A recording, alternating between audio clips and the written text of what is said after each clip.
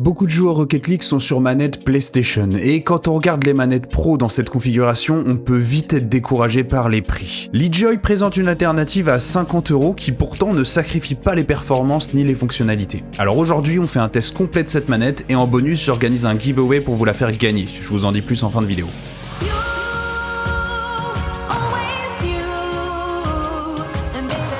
Attention, moment émouvant, c'est la première fois que je vais dire cette phrase. Cette vidéo est en collaboration commerciale avec Gadget Hyper. Wouh, ça y est, je suis officiellement un vrai youtubeur. Bon, blague à part, Gadget Hyper c'est un site de revente de manettes, c'est là que j'ai acheté toutes mes dernières manettes, et si vous voulez me soutenir, je vous mets mon lien affilié et mon code promo en description et en commentaire épinglé. Ils ont accepté de m'envoyer la manette gratuitement, mais ils n'ont pas de droit de regard ni de modification de mon script, donc cette vidéo reflètera mon avis honnête. La LeJoy Saber Plus est une manette PC, Switch et Android iOS. Oui, malgré la disposition PlayStation, la manette n'est pas compatible sur PlayStation. Mais LeJoy vend un adaptateur pour jouer sur Xbox.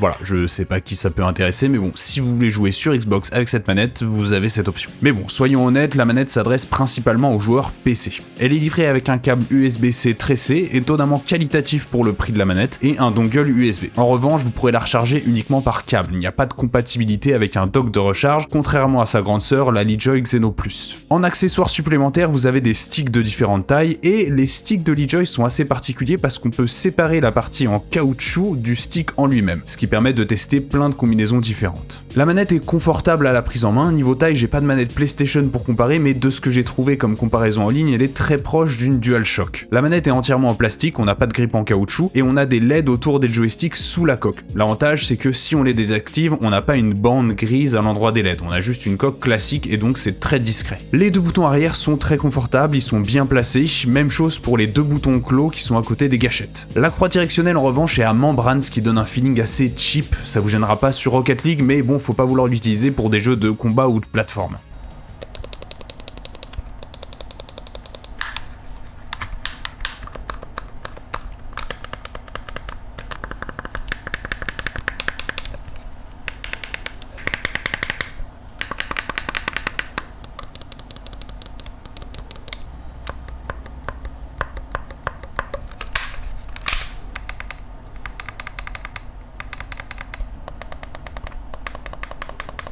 La manette possède des joysticks TMR, donc pour ceux qui connaissent pas, c'est une technologie améliorée par rapport au Hall Effect, donc pas de problème de stick drift et une meilleure précision. Le modèle précis, c'est les K-Silver GS13 et donc les meilleurs sticks actuellement sur le marché, les mêmes que dans la GameSir G7 Pro 8K. On va parler de résolution des joysticks. Pour ceux qui connaissent pas ce terme, la résolution en gros c'est le nombre de valeurs différentes que peut prendre un joystick, similaire à la résolution d'un écran. En gros, faut voir ça comme une grille sur laquelle vous allez déplacer votre joystick. Plus la grille possède un grand nombre de cases, plus les mouvements enregistrés seront précis et fluides. Si vous voulez avoir la meilleure résolution avec cette manette, il faudra choisir le mode Adaptive. Les nombres à côté, je sais pas exactement à quoi ils correspondent, mais plus vous prenez le nombre petit, plus votre résolution est élevée. Malgré ça, Adaptive reste l'option avec la résolution la plus élevée. À côté de ça, vous pourrez personnaliser le filtre RC et le Smoothing. En gros, l'option Smoothing, ça va lisser vos inputs. Donc en gros, ça va faire des moyennes du déplacement de votre joystick pour avoir une courbe un petit peu plus lisse. Je vous conseille pas d'utiliser cette option, et je vois pas trop dans quel contexte de jeu ça pourrait être utile. Et le RC Filter, c'est une option plutôt axée pour les FPS. En gros, cet algorithme est un petit peu controversé parce que certains jeux le considèrent comme un cheat, mais c'est quelque chose qui va en gros donner des micro-mouvements constants à votre joystick, et donc ces micro-mouvements vont être détectés par les aim assist et vous donner une meilleure aim assist dans les jeux. Voilà, moi perso je joue pas au FPS, faites ce que vous voulez de cette option, ça me regarde pas.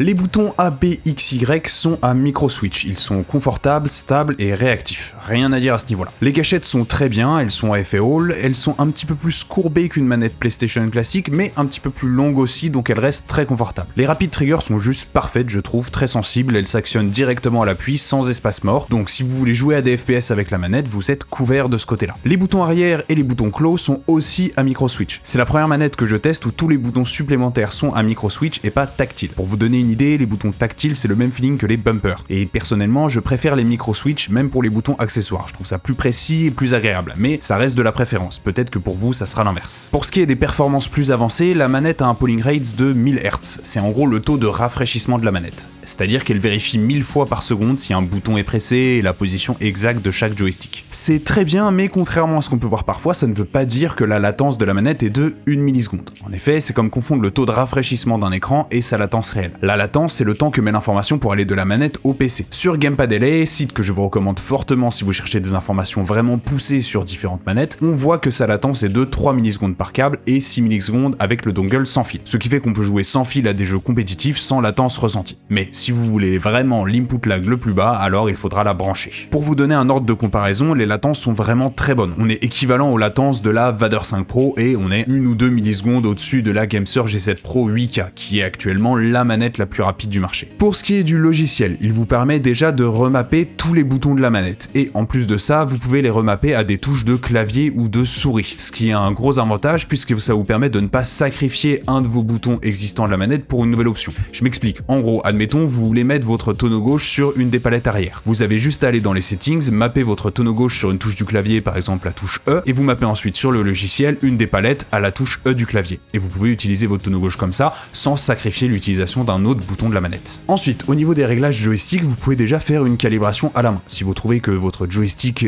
est légèrement d'un côté ou de l'autre quand il n'est pas centré, vous pouvez le corriger manuellement. Vous pouvez régler les dead zones internes et externes et appliquer des anti-dead zones pour ces deux paramètres. Ce qui peut être très utile sur Rocket League, pareil, je vous laisse checker ma vidéo sur les settings si vous voulez savoir exactement comment ça marche. Vous pouvez faire des ajustements au dixième, ce qui permet d'être hyper précis sur ce type de réglage. Pour la zone morte, vous pouvez choisir entre circulaire et rectangle avec les bords arrondis, mais ça ne vous donne pas une vraie dead zone carrée. Comme je l'ai dit, il faudra passer par Steam Input si vous voulez vraiment avoir une dead zone carrée. C'est ici que vous retrouvez les options filtre RC et smoothing, et vous pouvez personnaliser la courbe de sensibilité de votre joystick comme bon vous semble. Pour ce qui est des gâchettes, vous pourrez personnaliser seulement les dead zones internes et externes ou passer en mode Quick Trigger, qui va permettre d'activer la gâchette instantanément. Vous pouvez choisir l'intensité des vibrations et les activer et désactiver. Vous pouvez personnaliser votre gyroscope, personnellement j'ai jamais utilisé ça, et l'option Magic Key c'est pour un accessoire qui est vendu à part avec la manette, moi je l'ai pas donc je vais pas vous le présenter ici. Dans l'option firmware, vous pouvez effectuer les mises à jour pour votre manette, et si vous allez dans l'option settings avancée, c'est là que vous avez accès au réglage du polling rate, de la résolution des joysticks, du temps de mise en veille, de la luminosité des LED, et vous avez l'option calibration pour recalibrer votre joystick et vos gâchettes. Ici vous pouvez personnaliser la couleur et l'animation des LED de la manette, et cette dernière option permet de faire en sorte que vos sticks se comportent un peu comme une croix directionnelle. Pour ce qui est de l'autonomie, la manette a une batterie de 1000 mAh et l'autonomie annoncée est de 30 heures maximum. Mais bon, en pratique on sera bien en dessous de ça pour une utilisation classique. Après ça dépendra de vous, si vous activez les vibrations de la manette, si vous activez les LED, etc.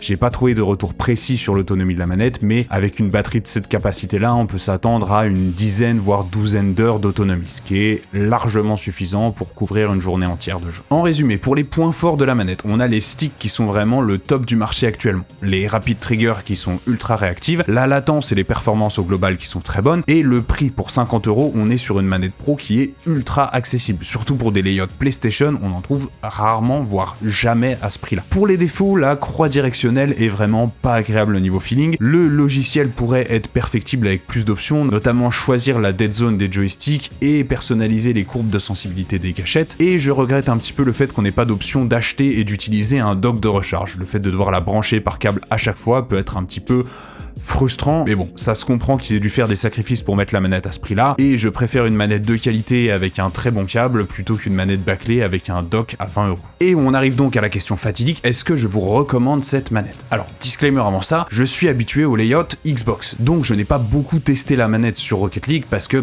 ça me faisait trop bizarre et j'arrivais pas à m'habituer. Donc je pourrais pas vous donner beaucoup de retours au niveau feeling sur ce jeu-là, mais de ce que j'ai pu tester et sur les caractéristiques de la manette, elle est vraiment top, surtout pour un prix de 50 €. Donc si vous êtes un joueur PC avec une manette PlayStation, particulièrement une DualShock 4, et que vous voulez passer à une manette pro sans être trop perturbé par un changement de conformation ou de disposition des joysticks, et sans vous ruiner, franchement cette manette est faite pour. En attendant, si la manette vous intéresse, n'oubliez pas d'utiliser mon lien affilié et le code promo que je vous mets en description et en commentaire épinglé, et si ça vous a plu, pensez à vous abonner pour pas rater les prochaines vidéos, tutoriels ou tests de manette. La prochaine vidéo qui va sortir sera l'épisode 3 de mes tutoriels sur le air roll, et je sortirai ensuite le test de la Beiton KPK 1040D qui est en très bonne voie pour remplacer ma Vader 5 Pro. Je vous le dis, cette manette a un énorme potentiel. Comme promis, on va maintenant parler du giveaway. En effet, vu que je vois pas d'intérêt à garder cette manette vu que je l'utiliserai pas, je me suis dit que ça pourrait être sympa de vous la faire gagner. Pour ça se passera sur mon Discord, les liens sont toujours en description et en commentaire épinglé, je vous laisse aller checker tout ça si vous voulez tenter votre chance pour gagner la manette. Voilà, c'est tout pour aujourd'hui, sur ce je vous dis portez-vous bien et je vous vois dans la prochaine vidéo.